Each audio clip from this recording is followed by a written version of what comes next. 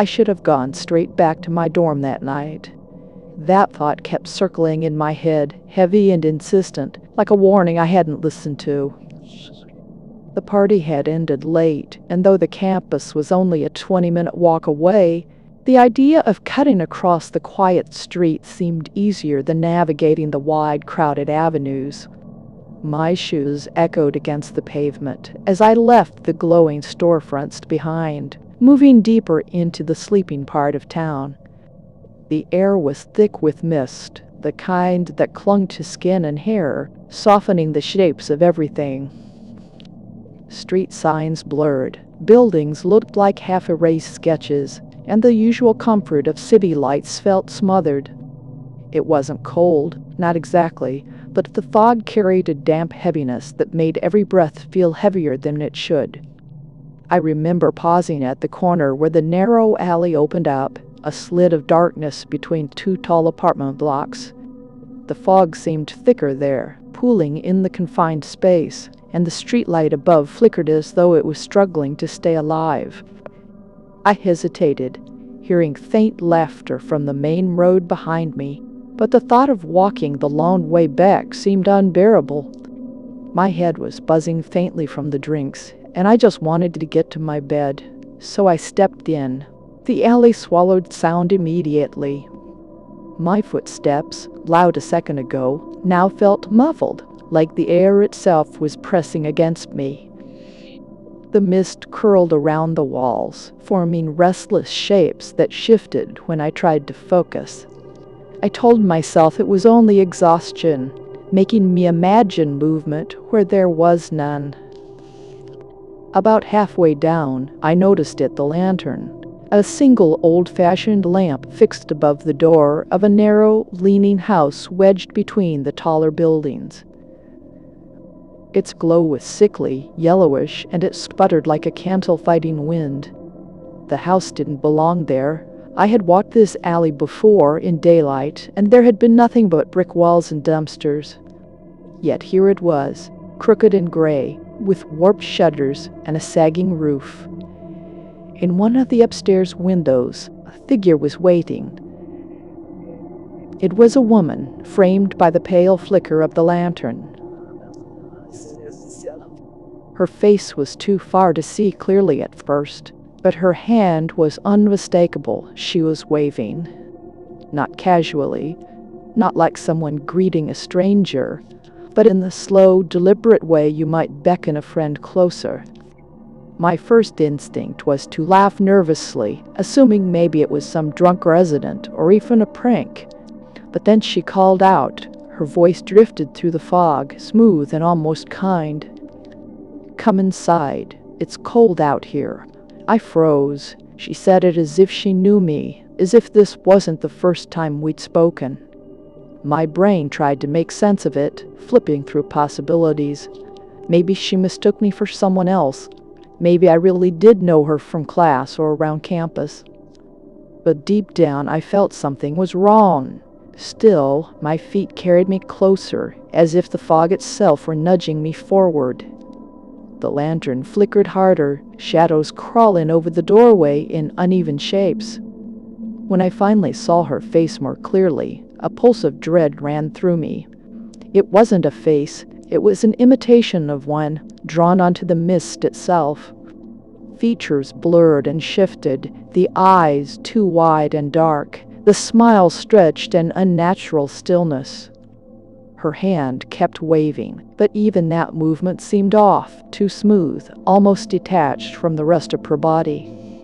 I stepped back. My heart was hammering now, my earlier fatigue replaced by sharp fear. That was when I turned to leave and found that the alley behind me was gone. Where the entrance had been, there was now only an impenetrable wall of fog, solid and gray, like a curtain pulled shut. I could see nothing beyond it, not even the faint glow of the main street. I pressed forward, expecting my hand to pass through, but the mist pushed back like glass. Cold, damp, unyielding. The woman's voice came again, closer now, though her lips didn't move. "You're already here. Don't turn away." The alley seemed to narrow, pressing me toward the crooked house. The lantern buzzed, dimmed, then flared, casting the figure in harsh light. Her face twitched, the painted smile bending like smoke caught in a breeze. I realized then that I wasn't just trapped in an alley. I was trapped with her. I backed away from the door, though there was nowhere else to go. The house seemed to pulse in the fog, its crooked roof bending lower, its door swelling forward as if it were breathing. Every instinct told me not to step closer, but the street behind remained sealed, a wall of shifting mist. I was boxed in. The woman tilted her head slightly, her eyes, those dark, painted hollows, fixing on me without blinking. Her hand lowered slowly, fingers stretching until they blurred with the fog itself. For a moment, her arm seemed to melt into the air, only to reappear again, perfectly solid against the glass of the window. I whispered to myself, "It's not real. Just keep calm. It's not real." But the fog heard me. It stirred, thickening in a low swirl around my ankles. The alley floor was vanishing under a rolling tide of white. My skin prickled with cold, and the sound of my own breath echoed unnaturally loud. Then came another sound, the front door creaking open. The house had no welcome mat, no steps, nothing but blackness yawning past the crooked threshold. And from that blackness a draught poured out, wet, musty, and heavy with the scent of old earth. The woman was still upstairs, unmoving, yet her voice came from the open door now, echoing through the fog like a memory whispered too close. "Inside. You know this place. You belong here." I shook my head, gripping my arms against the chill.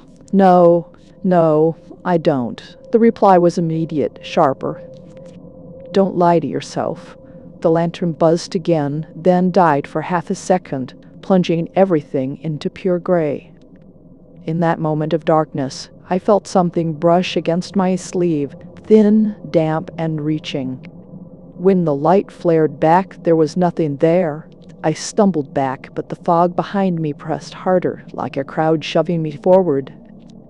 I tried to dig my heels into the ground, but the mist carried me, pushing me toward the open door.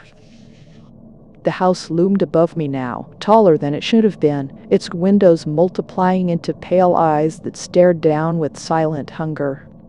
The figure in the window no longer waved. She only pressed her palm flat against the glass. Her face stretched wider, her mouth opening into a smile that didn't end. The lines of her features bent and wavered, like wet paint sliding down a wall. My chest tightened. My body screamed to run, but there was no direction left to escape.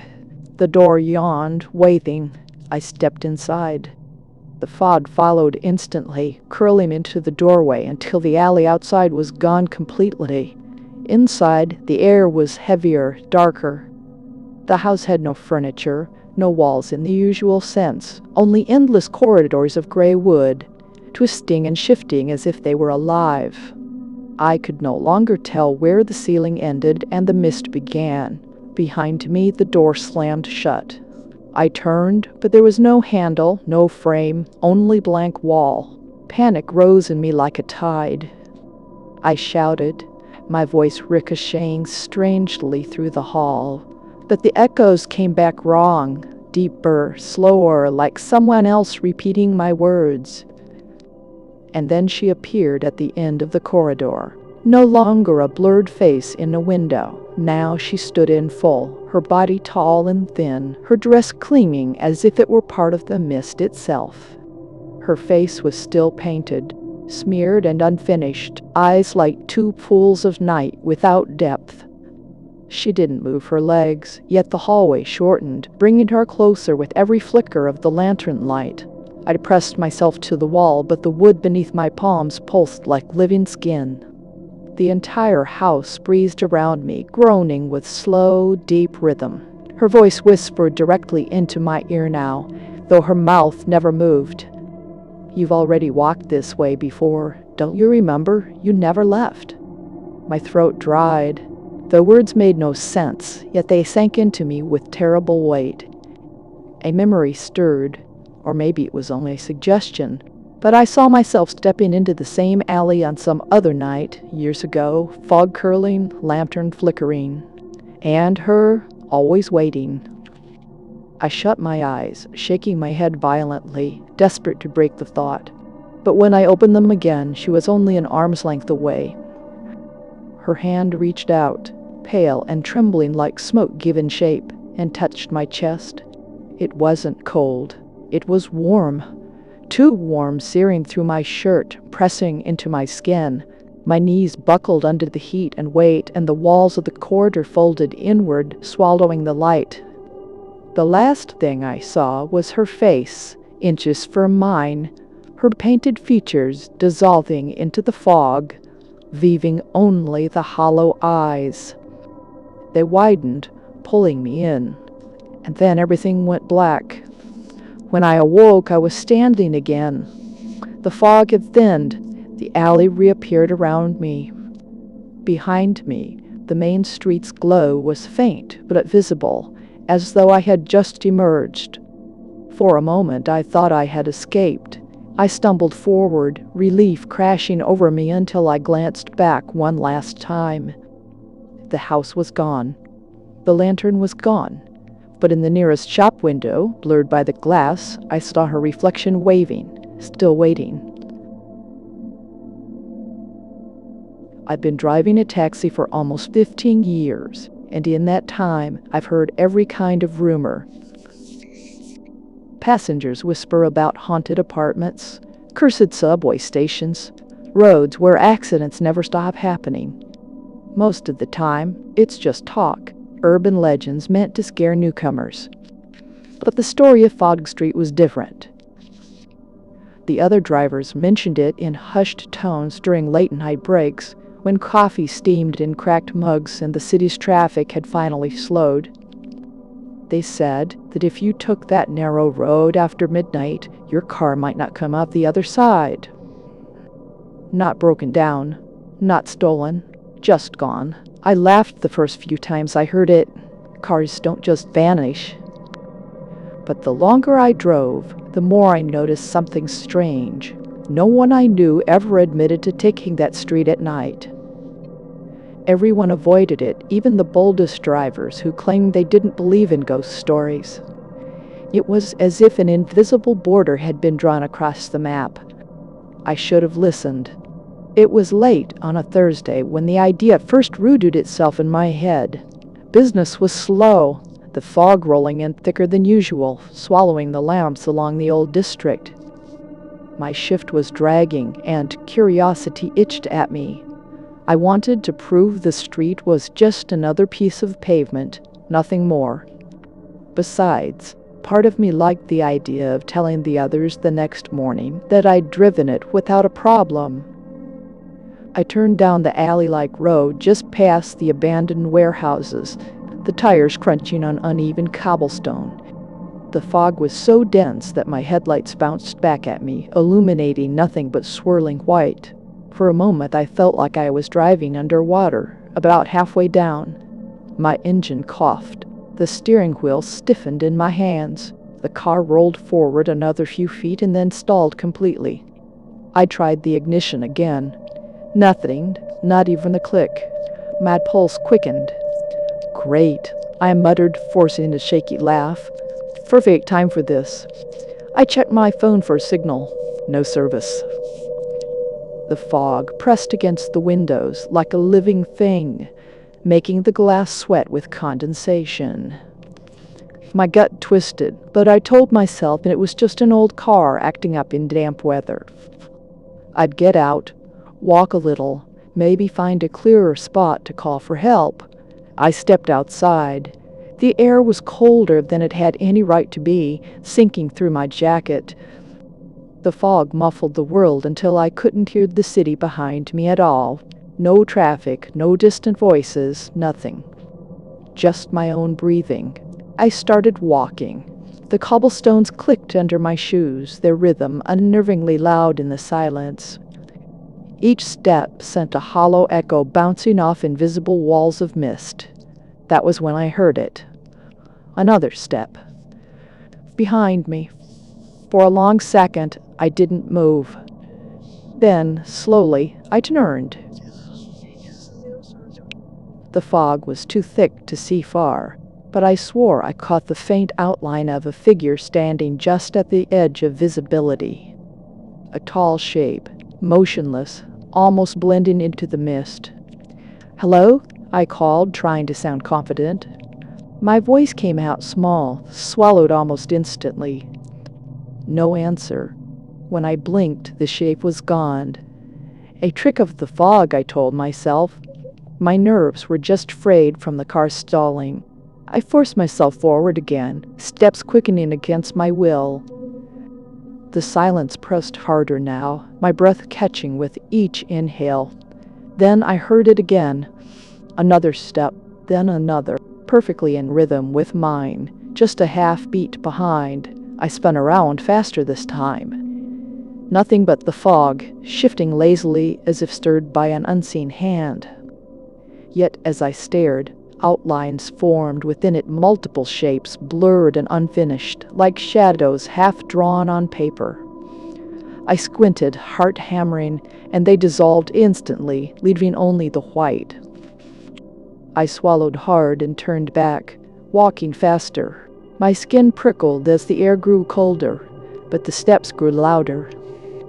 Not one set now, but several, echoing all around me. Some close, some distant, overlapping in a hollow chorus. The rhythm of many feet filled the street, coming from behind, from the sides, even from ahead. I stopped abruptly. So did they. The silence that followed was worse than the sound, stretching too long, too deliberate. I could feel the weight of eyes on my back, though I saw nothing when I turned. The fog seemed thicker now, almost solid, with faint shapes lingering at its edges, figures standing just far enough away that I could never fully see them. My throat tightened. I whispered to myself, "It's just mist, just shadows." But then, all at once, the steps began again, faster, heavier. This time they didn't stop when I did. I broke into a jog without meaning to, the kind of run you do when panic finally takes over. The cobblestones clattered beneath me, the mist curling in frantic swirls around my legs. The footsteps behind me quickened too. Not just one set, but dozens, hundreds maybe. They crowded the air, echoing off the fog like an invisible crowd chasing me. The sound was wrong, distorted, as if the step came from all directions at once. Some were light, some heavy, some dragging, but together they formed a relentless rhythm that drowned out my own heartbeat. I whipped around mid-run. For a split second, the shapes were there, figures half-formed in the fog, lewd silhouettes overlapping one another. Some tall, some bent, some twisted, as if the mist itself couldn't decide what they used to be. I caught glimpses of faces, pale and hollow, flickering in and out of existence like smudged reflections. And then they were gone again, swallowed back into the gray. I staggered forward, gasping. My car was nowhere in sight. The street stretched endlessly, repeating itself like a loop. No matter how far I went, the fog never cleared and the road never changed. The steps grew louder. Then came the breathing. It started as a faint rasp, close enough that I thought it was my own. But no, it wasn't in rhythm with me. It was heavier, rougher, a crowd of lungs dragging air through teeth that no longer seemed whole. The sound pressed against the back of my neck. I could feel them behind me. So close, I swore the warmth of their breath stirred the tiny hairs at my collar. My chest locked tight. I didn't want to turn. I didn't want to see what waited. But standing still felt worse, like waiting for a hand to land on my shoulder. Slowly, shaking, I twisted my head. The fog thinned for just a moment, enough for me to see.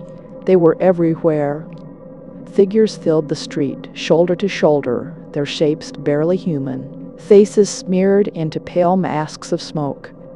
Eyes were nothing but hollow pits, mouths slack and open, breathing in ragged unison. Some swayed as though hanging from invisible ropes. Others jerked in stiff, broken movements, like puppets whose strings had frayed. The nearest one leaned forward, its breath spilling hot against my cheek.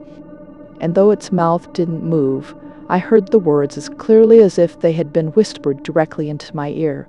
"You're late." The chorus swelled, 100 voices speaking over one another, tangled but in perfect rhythm. "You shouldn't have come. You know this street. You know us. We've been waiting." I stumbled backward, heart crashing against my ribs, but the mist behind me thickened into a wall. There was no escape, only the crowd pressing closer, their feet scraping against stone, their breathing filling every inch of air. And then I understood. The stories weren't about cars breaking down or drivers disappearing. They were about this, about joining the ones already here, the ones who had walked too far into the fog and never walked out again. I tried to shout, to run, to fight, but the air collapsed around me. The fog pushed against my chest, filling my lungs, choking me with cold. The last thing I saw was a sea of faces leaning close, mouths opening wide, their empty breath pouring into me. Then everything went silent. Morning came. Another taxi rolled past the mouth of Fog Street, its driver slowing instinctively at the sight of the mist still lingering there. He squinted into the gray but saw nothing. The road looked deserted. He pressed the accelerator, shaking his head, reminding himself of the stories he'd heard, the ones he would never test. Inside the fog, footsteps echoed once more, many of them moving in unison, and among them one new pair. It all started as a dare. 3 friends, Ethan, Maya, and Jordan, were sitting on the cold stone steps outside an old grocery store, long past closing time. The night was unnaturally still, wrapped in heavy mist that muffled every sound. It was past midnight, and their conversation had spiraled into the kind of stories whispered when the world seems half asleep. "You know the legend," Jordan said, lowering his voice just enough to make Ethan roll his eyes. "The ghost tram. It shows up only on foggy nights like this one, after midnight. No driver, no conductor, just waiting." Ethan laughed, though it came out forced. "Yeah, right. I've heard that one since we were kids. Some creepy old tram rattles through town, picking up souls. Please." Maya, however, didn't laugh. Her gaze lingered on the dark street where rails, half buried and rusted, still stretched into the distance. "My grandmother swore she saw it once," she said quietly. "She said she heard the bell before she saw the lights." And the people inside, they weren't people anymore. Jordan grinned, sensing his chance. "Then let's go find it. What's the worst that can happen?" We see nothing. We walk home, and Ethan buys us pizza for wasting our time. Ethan groaned, but pride wouldn't let him back down. "Fine, let's go ghost hunting." The 3 set off down the misty street. The fog clung to their clothes, their hair, their eyelashes, turning the world pale and strange. Street lamps glowed weakly, halos of gold swallowed by the white air. Their sneakers crunched against wet gravel as the faint, almost invisible rails guided them forward. The silence became unsettling. No dogs barked, no distant traffic hummed, just the rhythmic drip of condensation falling from unseen wires overhead. Ethan shoved his hands into his jacket pockets, suddenly wishing he had stayed home. "Does anyone else feel like the world's holding its breath?" Maya whispered. They stopped. The fog shifted like a curtain, and somewhere ahead came a sound. A faint metallic bell. One slow, hollow ring. Jordan grinned too widely. That's it. That's the sign. Ethan forced a laugh, but it faltered. Could be a church bell. Or the sound came again, closer this time. Ding, ding. Then, through the thick white veil, two dim lights glowed. They swayed gently as though attached to something massive moving forward. The bell rang again, louder, echoing through the empty streets. The friends stood frozen as the shape materialized. An old tram, painted in faded cream and green, straight out of the 1950 seconds. Its metal sides were rusted, its windows fogged, yet it moved steadily along rails that looked far too broken to support it. The tram screeched to a halt in front of them. The air grew colder. The doors creaked open on their own. "Holy," Ethan muttered. "Guess it's real after all," Jordan whispered, his grin faltering. Maya's eyes widened, but her body leaned forward as though compelled. It wants us to get on." Inside, the tram smelled of dust and oil, as though it hadn't moved in decades. Wooden benches lined the sides, and every seat was occupied by people, or at least things that looked like people. They sat stiffly, dressed in old-fashioned coats and hats. Their skin was pale, waxy, almost translucent, their faces frozen in blank expressions. Not one of them blinked. Not one of them breathed. Ethan gagged and pulled back toward the door. Nope. No way. This is insane. But before he could step off, the tram lurched violently forward, nearly throwing them to the floor. The doors slammed shut with a metallic clang. Jordan grabbed a pole, his eyes wide now, no trace of bravado left.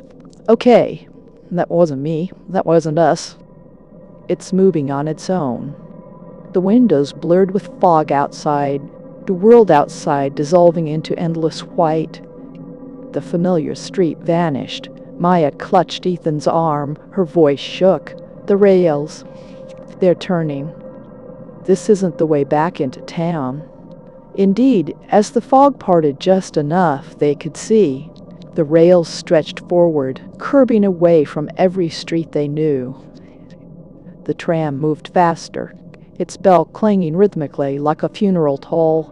The pale passengers did not stir. Their glassy eyes seemed to follow the teenagers, unblinking, as though silently judging them for daring to board. Ethan's voice broke. "Where the hell is this thing taking us?" Maya didn't answer. She just stared through the fogged glass, her lips pale, because she had seen something the others hadn't yet. Beyond the windows, the rails no longer led into the city. They stretched into nothingness. A black void, yawning an endless way to the head, and the tram was heading straight toward it. The void swallowed the horizon. It wasn't darkness, in the ordinary sense, not the kind you get when the lights go out in your room. This was deeper, hungrier. Looking at it made Ethan's stomach twist, as though gravity itself was bending toward that endless abyss. The tram rattled faster, its old wheels screaming against the rails. Sparks lit the fog outside like brief flashes of lightning. Yet no matter how fast it went, the waxen passengers never flinched. Jordan finally snapped. He grabbed the nearest figure by the shoulder. "Hey, stop this thing! Do something!" The figure rocked slightly under his grip, but its head turned with slow, unnatural stiffness until its empty gaze fixed on him. Its mouth creaked open. For a heartbeat, no sound came. Then, in a voice like dry leaves scraping the pavement, it whispered, "Next stop!" Jordan recoiled, shoving himself back against the bench. Did you hear that?" "Yes," Maya whispered, trembling. "But what stop? There's nothing out there." The tram's bell tolled again, echoing like a death knell. Ding, ding. Ethan lunged toward the door, clawing at the rusted handle. It refused to budge.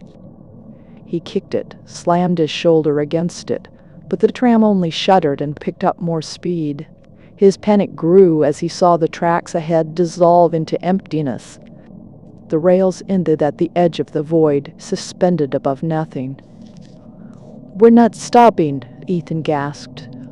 "We're not stopping!" Maya gripped his sleeve, her eyes darting wildly. "Wait, look at the floor."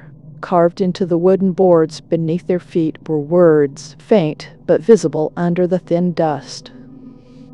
The etching stretched across the aisle in jagged letters. "Pay the fare." "What does that mean?" Jordan hissed. "We don't have tickets." "We didn't even ask to get on." The pale passengers turned in unison, every head creaking toward the three intruders. Their glassy eyes gleamed faintly, reflecting the dim bulb swaying overhead. Then their hands began to move. One by one, the waxen figures reached into their pockets, withdrawing tarnished coins, faded bills, tokens worn smooth by time. They held them out, palms extended, toward an empty conductor's seat at the front. Maya's face drained of color. "They're paying. That's why they're still here. That's what keeps them seated." Ethan's throat went dry. "We don't have anything like that. We didn't bring—" Jordan frantically dug through his pockets, pulling out his phone, his keys, a crumpled candy wrapper. "What do we give them?" "I don't have any." The tram jerked violently. The void yawned closer. The tracks were running out. The bell clanged again. Ding, ding. The waxen passengers began to rise. Their stiff legs creaked, their bodies swaying unnaturally as they stood. Though their faces stayed blank, their arms extended toward the three friends, fingers twitching, reaching. "Next stop," they whispered together, the sound rattling like hundreds of dead leaves. Ethan's chest heaved. He tore the shoelace bracelet from his wrist, the one his sister had made him, and threw it onto the floor near the conductor's chair. It skidded across the boards and landed with a soft thud. Instantly, one of the overhead lights flickered back to life, glowing stronger than the others. The tram slowed slightly, the grinding wheels sparking less furiously. Maya's eyes widened. "It worked." "You gave it something." Jordan didn't hesitate. He ripped off his leather jacket, the one he had worn every day for months, and hurled it forward. The tram groaned, slowing further. Maya hesitated, trembling. She pulled a silver locket from around her neck, her grandmother's locket, and clutched it tight for one last second. Then she let it go. It slid across the floor and came to rest beside the others. The tram screeched, sparks showering outside. The bell clanged one final time, loud enough to make their bones vibrate. Then it stopped. The three friends collapsed onto the benches, gasping. The waxen passengers lowered their arms and sank back into their seats as if nothing had happened. Their eyes glazed over once more. The doors hissed open. Outside was not the void, not anymore. Instead, the fog thinned, revealing the familiar street where their journey had begun. The rails were cracked, rusted, lifeless. The tram had somehow brought them back. Ethan staggered toward the open doors, too terrified to question it. He leapt onto the wet pavement, sucking in the night air like he had been underwater for hours. Jordan and Maya stumbled out after him. The moment their feet touched the ground, the doors slammed shut. The tram's bell rang once more, softer this time. Ding. Its lights dimmed, and the entire vehicle shimmered as though dissolving into the mist. Within seconds it was gone, leaving only silence. The three stood trembling, soaked in sweat, staring at the empty rails. No sound, no tracks rattling, nothing to prove the tram had ever been there. Jordan finally spoke, his voice shaking. We almost didn't make it back." Maya clutched her bare neck where the locket had been. Her eyes glistened. It wanted something from us. Payment. That's the only reason we're still alive. Ethan turned slowly, scanning the fog, his voice barely more than a whisper. But what happens when it comes again, and we have nothing left to give? The mist thickened, curling around the street. And somewhere deep within it, so faint it could have been imagined, came the sound of a distant bell.